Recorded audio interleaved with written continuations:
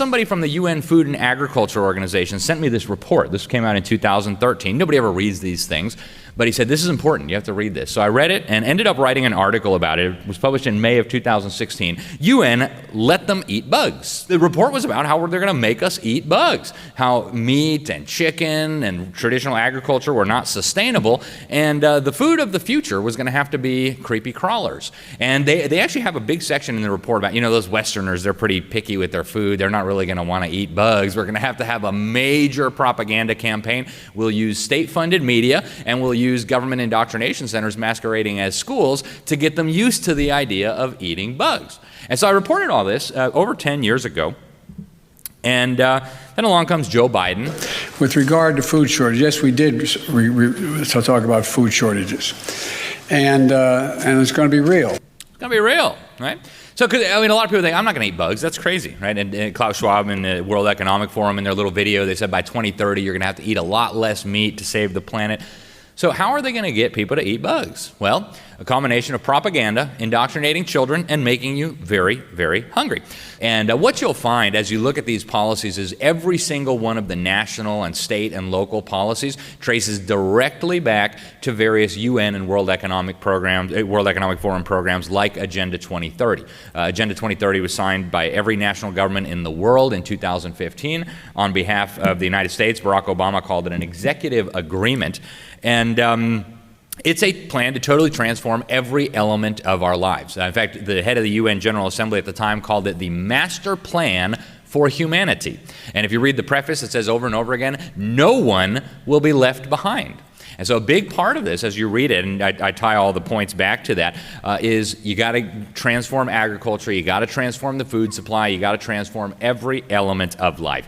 And so in keeping with that UN report on using government propaganda, here's the World Economic Forum promoting insect farming. Right? As we speak, they're actually building the largest insect protein manufacturing facility in the world in Decatur, Illinois. So the World Economic Forum thinks you need to eat the bugs. And here is the government-funded propaganda outlet known as PBS. The future of food is being revolutionized by science, as new research helps bring unexpected ingredients to the table. It kind of tastes like shrimp. They have this seafood quality to them. It reminds you of like a Frito or a chip. Yes, just a Frito or a chip, okay? So it's crazy talk, right? And so this actually comes from my home state of Florida. Everybody thinks our government schools in Florida are great. They're not. But this was sent to me by the parent of a concerned fifth grader. She was told that she had to do these workshops, and bugs are the food of the future. And she said, actually in the class, they told the kids that eating meat is bad for the planet. Your parents are bad for wanting to eat steak all the time. They say, here's the list of how much CO2 emissions, right? Crickets, you get 0.47 kilos of crickets per ounces of CO2, whatever. And you see that apparently bugs are really, really sustainable.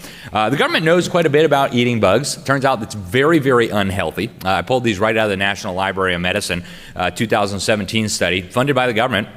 Said that the chitin in bugs, the exoskeletons, will provoke human innate immunity to generate a deluge of inflammatory cytokines which injure organs and in persistent situations lead to death, multiple sclerosis, systemic lupus, and cancer.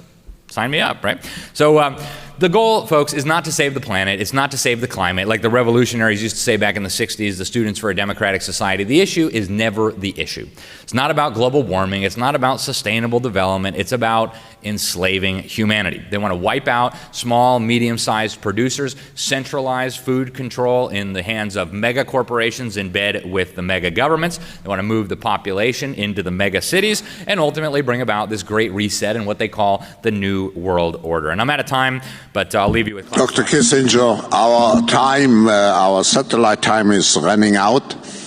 What wonderful opportunity to conclude our week here with such concrete proposals and ideas of how we can really create, I would say, a new world order. A world order where everyone shall eat bugs.